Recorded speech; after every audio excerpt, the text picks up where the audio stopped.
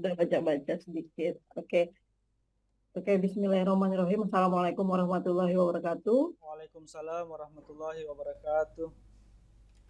Alhamdulillah, puji syukur kepada Allah Subhanahu wa Ta'ala. Kita diberikan nikmat sehat hari ini bisa bertemu dalam ruang Zoom Cloud Meeting dalam agenda komprehensif batch 1 2023, grup 2 hari ini insya Allah. Diawali dengan Pak Arfa.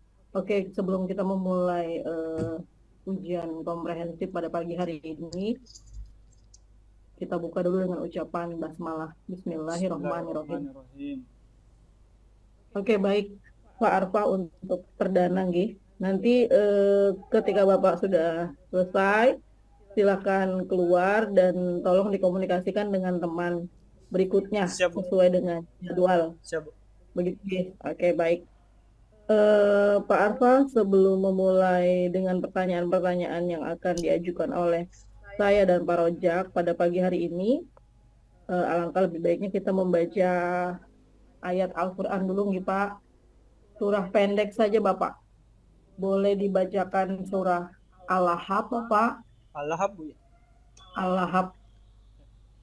Oke, baik. Silahkan, monggo, Pak. A'udzu billahi minasyaitonir rajim. Bismillahirrahmanirrahim.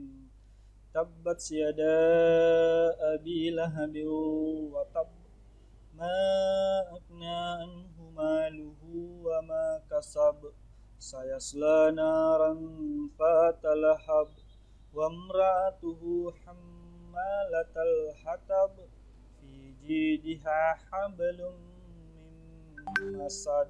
Shadaqallahul azim. Allahul Azim. Oke, baik. Oke, bawa alat tulis, Bapak? Ada, Bu, ada. Oke, baik. Ada disiapkan kertas? Ada, Bu. Oke. Boleh saya dituliskan Alhamdulillahirabbil alamin. Saya usaha, Bu, ya. Alhamdulillah.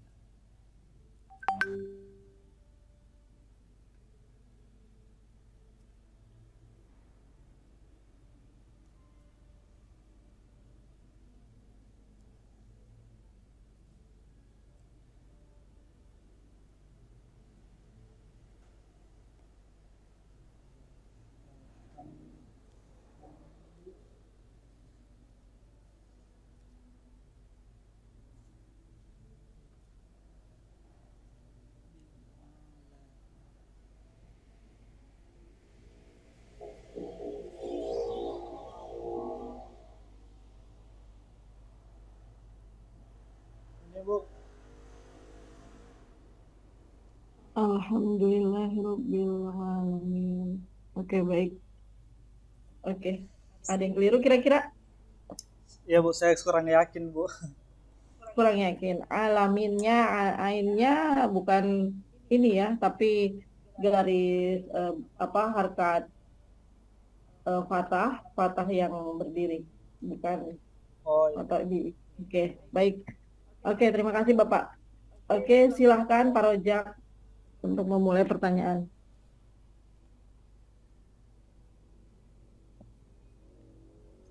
Assalamualaikum Bapak Arfa. Waalaikumsalam, Pak. Sehat Bapak Arfa? Alhamdulillah. Sehat, Pak. Baik, santai saja Pak Arfa. Jadi nanti jawabnya bisa maksimal, ya. Tidak usah tegang-tegang. Oke.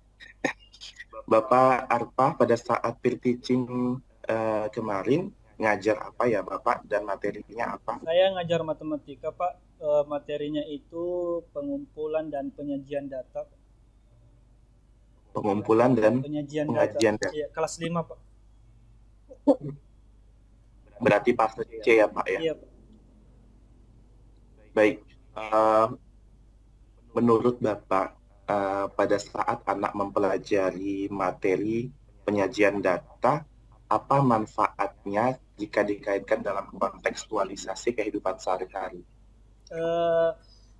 Saya kemarin itu mengantar dulu, Pak. Persepsinya itu saya tanya jawab tentang, saya tampilkan gambar orang yang sensus, kemudian saya tampilkan gambar pengukuran tinggi badan anak-anak di sekolah. Jadi saya saya sampaikan ke mereka bahwa materi penyajian data ini sangat penting karena ini akan kita hadapi dalam kondisi sehari-hari. Contoh misalnya jika kita ingin mengambil mengambil sebuah kesimpulan dalam suatu tertentu problem atau kasus, kita harus punya data dulu. Kita mau membeli sesuatu barang yang sama, pasti kita riset dulu harga data perbandingannya. Itu kan contoh kecil dalam bentuk dalam bentuk penggunaan data itu secara sederhana. Anak-anak mau tahu jumlah penduduk di dalam misalnya dalam satu RT itu, kita harus tahu berapa jumlah datanya. Itu Pak yang saya sampaikan ke mereka, Pak. Baik. Coba Bapak jelaskan secara singkat alur kegiatan inti yang Bapak lakukan pada saat pre-teaching.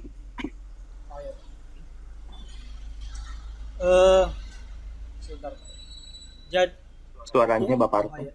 Jadi yang pertama itu Pak, saya kemudian memutarkan video pas masuk kegiatan inti, video pengantar pembelajaran tentang materi. Nah, setelah kemudian dari video itu, di isi video tersebut satu adalah cara pengumpulan data, kemudian jenis-jenis datanya apa, beserta contoh-contohnya. Kemudian saya memberikan penguatan penjelasan secara spesifik. Setelah dari penjelasan itu, saya kemudian membagi kelompok untuk kita mengerjakan LKPD secara kelompok supaya hasil dari tadi melihat video, mendengar penjelasan guru itu kemudian bisa diaktualisasikan dalam bentuk kerja kelompoknya itu, Pak. Nah, kerja kelompoknya itu saya ambil yang secara kontekstual di kelas, misalnya itu mengukur tinggi badan atau mengukur mendata ukuran sepatu teman-temannya di kelas, seperti itu. Jadi mereka melakukan kegiatan di dalam kelas ya Pak ya? Iya Pak. Baik, setelah mereka mengumpulkan data, dalam bentuk apa sajiannya Pak? Untuk yang pertama Pak, cuman dalam bentuk sajiannya itu tabel frekuensi saja dulu. Nanti di pertemuan selanjutnya itu kemudian dalam bentuk piktogram dan diagram batangnya. Tapi pada saat peer teaching kemarin? Dalam peer teaching kemarin cuman tabel frekuensi aja dulu Pak. Jadi menyajikan data dalam bentuk tabel frekuensi. Menurut Bapak Arfa, pada saat Bapak melakukan proses pembelajaran pada kegiatan inti, model atau metode apa atau pendekatan apa yang Bapak gunakan dalam proses pembelajaran tersebut? Saya pakai model pembelajaran kooperatif Pak. Kooperatif.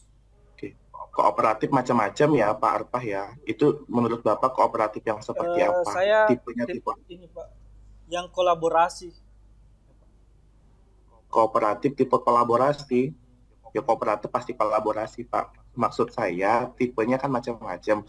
Ada namanya tipe group investigation, ada number head together, ada jigsaw dan lain sebagainya. Nah Bapak masuk yang mana? Saya lebih ke ini sih Pak, ke grup. Ke grup? Grup apa Pak? Grup apa tadi itu Pak? Grup. Saya sih memang tidak spesifik ke situ Pak, saya cuma lebih spesifik ke kooperatifnya. Berarti nanti Bapak harus perlu spesifikkan. Jadi kooperatif itu macam-macam jenisnya ya Pak ya. Kemudian, nah pada saat siswa membentuk sebuah pengetahuan ya terkait tentang analisis data ya yang Bapak gunakan ya yang Bapak ajarkan, otomatis kan siswa membentuk pengetahuan yang membentuk pengetahuan baru ya Pak terkait tentang analisis data. Menurut Bapak teori belajar yang relevan terkait proses pembelajaran tersebut teori seperti apa ya Pak? Karena mungkin tadi dasarnya saya suaranya Pak. Karena tadi saya ngambilnya model pembelajaran kooperatif Pak, jadi itu berdasarkan teori belajar konstruktivisme Pak. Apa itu arti teori belajar konstruktivisme? Konstruktivisme itu yang saya pahami bahwa bagaimana anak-anak atau peserta didik itu bisa menyelesaikan masalahnya berdasarkan mencari solusi dari apa yang kemudian masalah yang diberikan. Dia mengkonstruk sendiri pemahaman kemudian dan menyelesaikannya dalam bentuk entahlah pada saat kita berikan misalnya KPD, berikan masalah, mereka bisa selesaikan secara berkelompok, Pak. Hampir mendekati. Bapak belum mengatakan bahwa mengkonstruk pengetahuan siswa berdasarkan pengetahuan yang sudah dimilikinya. Nah, kurang bahasa seperti itu ya. Baik, Pak Arpa, selain konstruktivisme ada behaviorisme. Menurut Pak Arpa, apa itu behavior? Behavior itu kalau saya pahami proses apa itu ya Pak ya, perubahan pola pikir atau tingkah laku berdasarkan lingkungannya ya Pak ya. Bagus ya. Kemudian Pak Arpa, baik, menurut Pak Arpa, proses pembelajaran yang Bapak lakukan itu sudah terintegrasi TIPEK atau belum? Kalau saya baca Pak, itu secara sederhana TIPEK-nya itu kan bagaimana penggunaan teknologi dalam pembelajaran. Kalau yang kemarin saya praktekkan di peer teaching kan saya memberikan video pembelajaran, memutarkan video pembelajaran, karena proses pelaksanaannya dalam bentuk daring, itu LKPD-nya, terus evaluasinya situ saya kirim dalam bentuk link barcode. Jadi secara sederhana mungkin sih menurut saya Pak sudah ada sedikit masuk TIPEK. Baik, sudah Bapak berikan itu linknya pada saat peer teaching? Ada, disampaikan di akhir itu ada barcode-nya Pak di video peer teaching. Dan siswa melakukan itu? Kalau secara praktek kemarin tidak, tapi dalam maksudnya waktu peer teaching Pak tidak, karena kan mungkin lebih baik jika siswanya memang melakukan itu ya, bukan disampaikan saja. Kalau disampaikan saja kan artinya tidak terintegrasi dengan TIPEK. Sebenarnya Pak, kalau misalnya mungkin realisasinya begitu pengennya, tapi kan kemarin waktu peer teaching dibatasi waktu, katanya nggak usah sampai pelaksanaan begitu ya, tapi ditampilkan di. Berarti ada ya Pak ya, sudah dibuat. Iya, ditampilkan di slide kemarin Pak. Oke, baik. Bapak, saya mau tanya lagi terkait tentang ada CP, ada TP, ada ATP. Menurut Pak Arpa ya, menurut Pak Arpa, bagaimana cara kita menentukan tujuan pembelajaran dalam kurikulum Merdeka Belajar? Menentukan tujuan pembelajaran itu kita mengambil turunan dari capaian pembelajaran yang sudah ditetapkan. Capaian pembelajaran siapa yang menetapkan, Pak Arpa? Itu ditetapkan sama kementerian, Pak. Kementerian. Bagaimana cara menentukan tujuan pembelajaran, Pak? Ada caranya. Seperti apa itu, Pak? Itu kita menggunakan ini, Pak. KKO gitu. Yang anunya operasional gitu, kata kerja operasional dalam menentukan TP-nya itu Pak, berdasarkan capaian yang sudah ditentukan. Menurut Bapak, TP yang Bapak buat itu masuknya pada taksonomi belum tingkat apa, Pak? Untuk saya dibuka Pak mute-nya. Masih yang kedua dulu Pak, C2, memahami Pak. C2 itu Pak, memahami. Iya. Menurut Pak Arpa, apakah sudah masuk dalam kategori HOTS atau belum? Belum Pak, belum. Kenapa Pak Arpa? Belum karena itu C2. Kalau C yang kategori HOTS itu kan Pak masuk ke C4, C5, C6. Apakah instrumen Bapak sudah Bapak buat sedemikian rupa sehingga terbentuklah sebuah pertanyaan-pertanyaan yang berbentuk HOTS? Sepertinya belum Pak HOTS. Kenapa Pak Arpa tidak merancang dalam bentuk HOTS? Padahal kan dibutuhkan sekali pembuatan HOTS itu untuk berpikir kritis siswa, kemudian critical thinking dan lain sebagainya.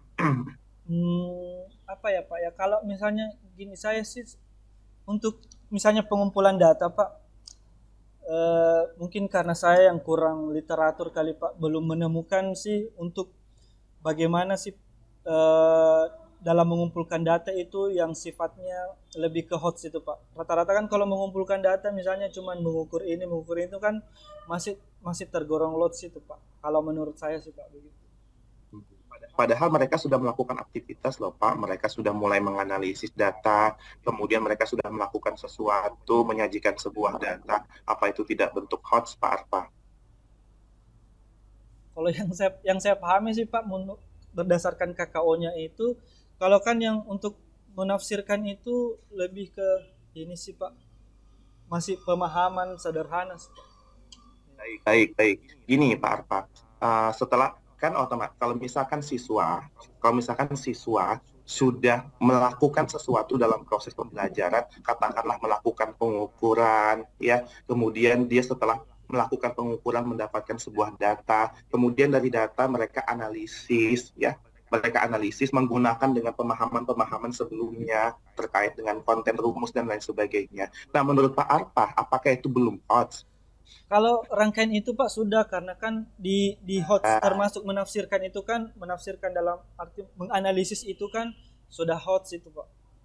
Cuman Nah, berarti kan bisa iya, bisa dibuat bentuk hoax. Meskipun TP-nya belum hoax. ya, Berarti di instrumennya yang dibuat hoax supaya ada mahasiswa yang ada dalam proses pembelajaran bisa membuat tingkatan berpikir kritisnya kan semakin bagus gitu. iya, Pak. Meskipun TP-nya tidak hoax ya Pak ya, meskipun TP-nya, bagaimana caranya proses pembelajaran tetap ada sisi hoax-nya seperti itu. Ya Pak Arfa Iya, ya. Pak, makasih, Ini Pak. pertanyaan terakhir Pak Arfa. Ada namanya instrumen atau assessment. Ada namanya formatif, ada namanya summatif, ada namanya assessment awal ya. Menurut Pak Arfa, assessment awal itu artinya apa Pak?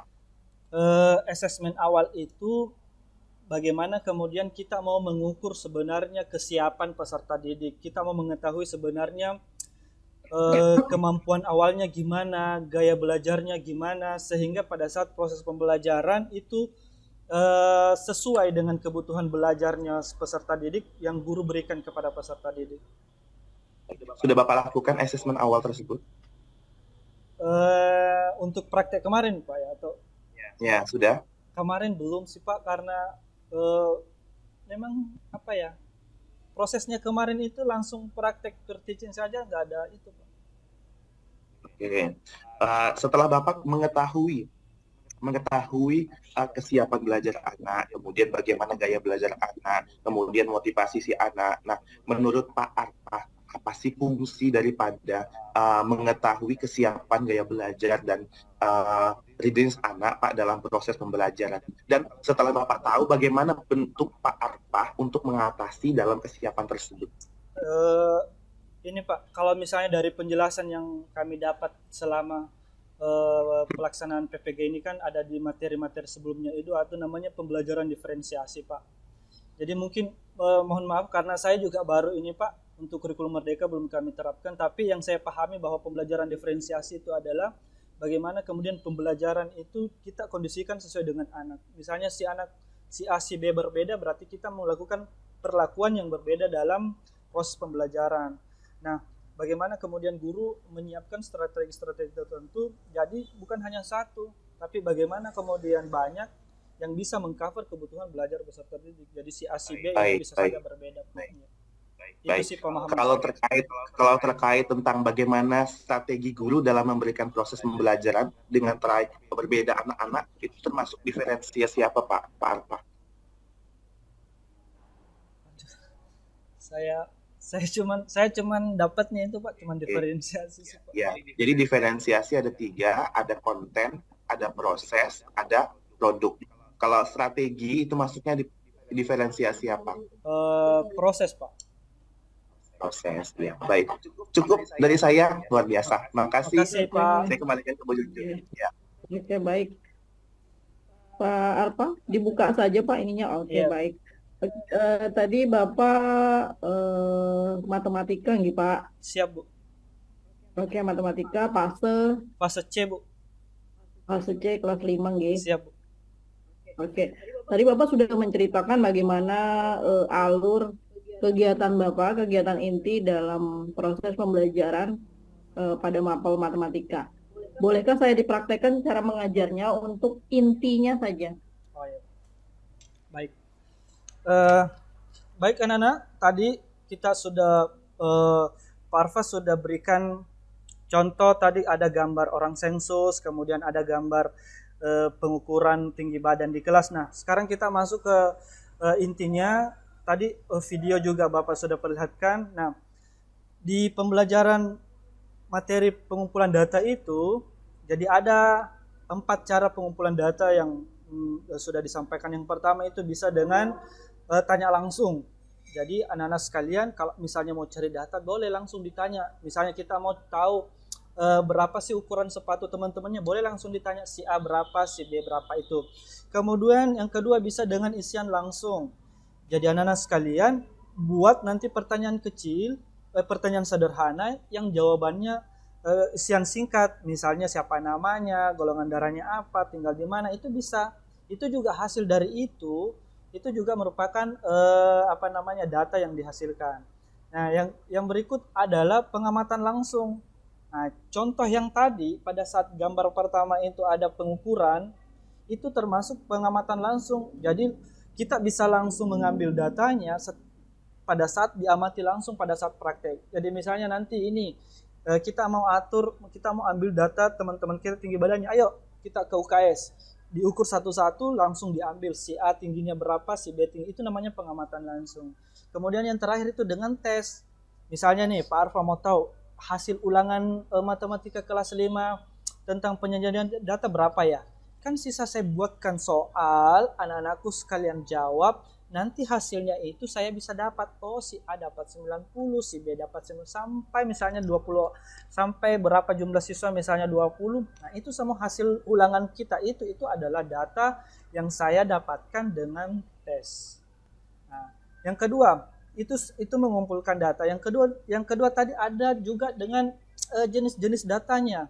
Jadi ada data primer, ada data sekunder.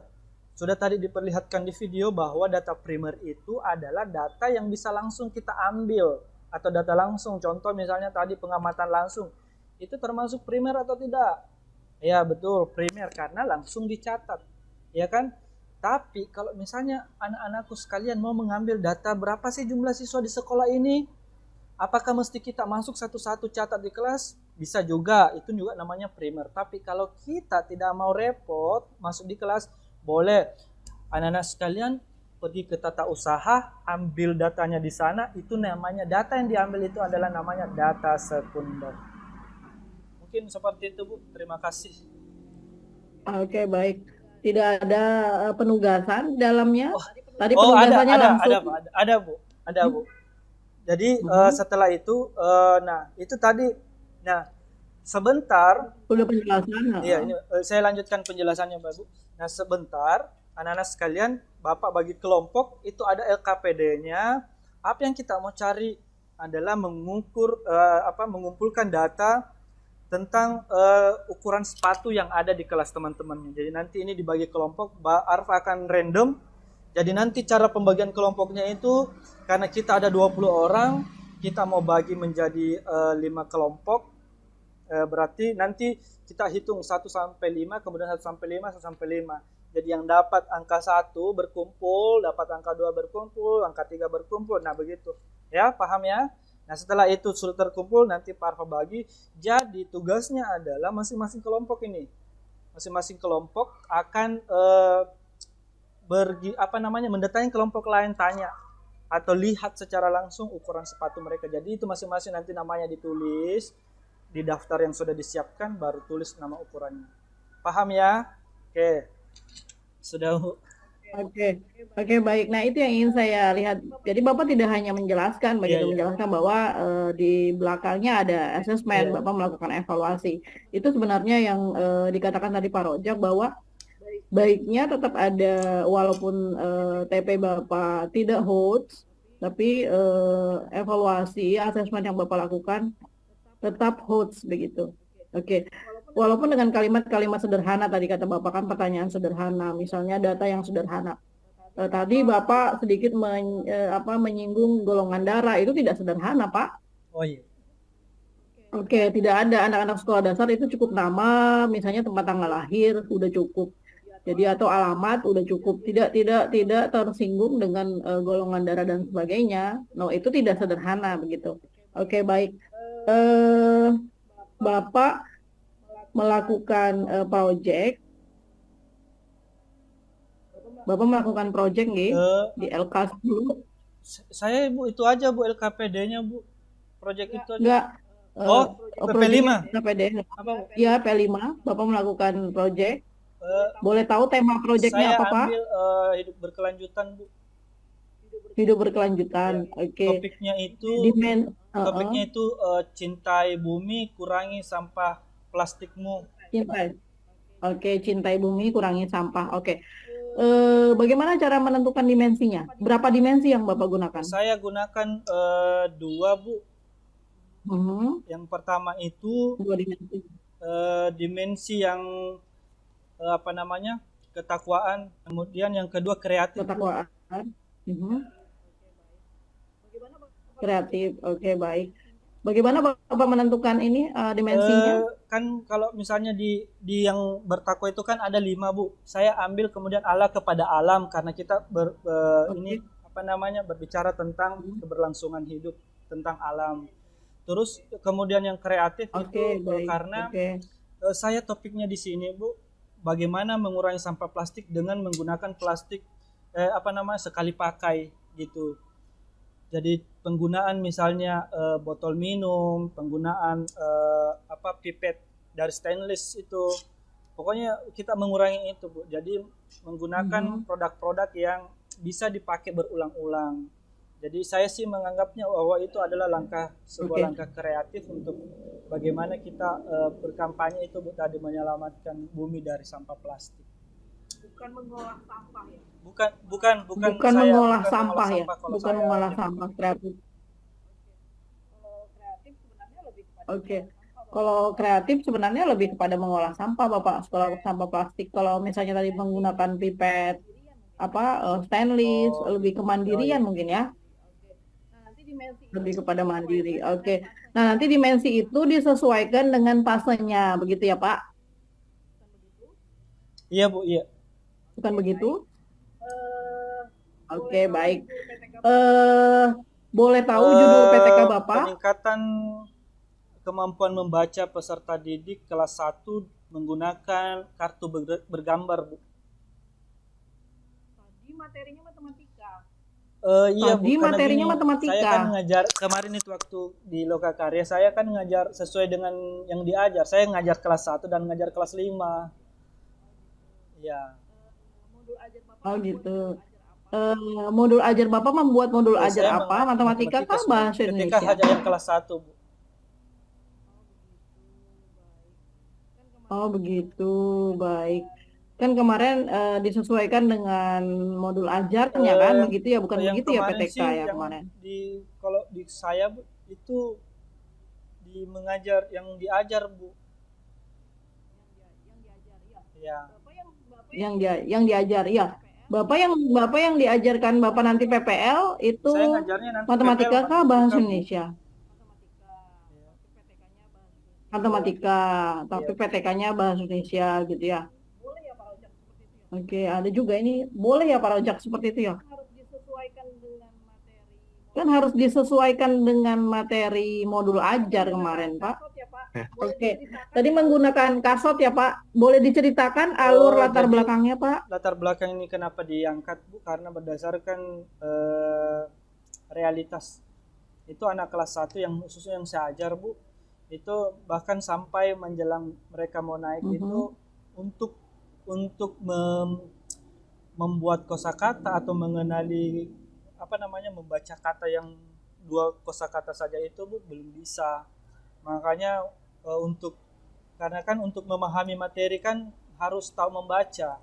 Nah, kalau dia tidak tahu membaca gimana caranya? Makanya saya berinisiatif untuk itu, bagaimana penggunaan media kartu bergambar itu untuk ini Bu, untuk apa namanya membaca itu Bu.